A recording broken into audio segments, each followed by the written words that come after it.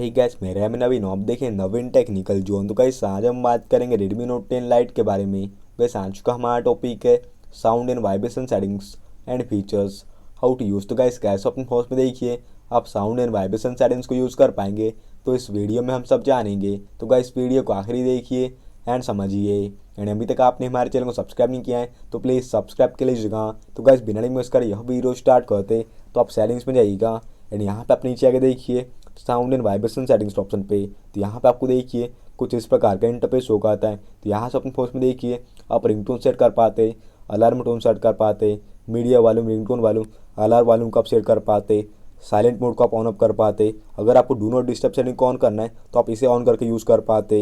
And नीचे में आपको देखिए वाइब्रेट वेल रिंगिंग वाला ऑप्शन दिया आता है। तो इसमें क्या होता है कि जब भी आपको कोई भी कॉल्स वगैरह प्राप्त होता है तो आपके फ़ोन पे रिंगटोन के साथ आपका फ़ोन वाइब्रेट करता है, तो आप इसे ऑन कर पाते। वाइब्रेट एंड साइलेंट मोड तो आप इसे ऑन करके यूज़ कर पाते।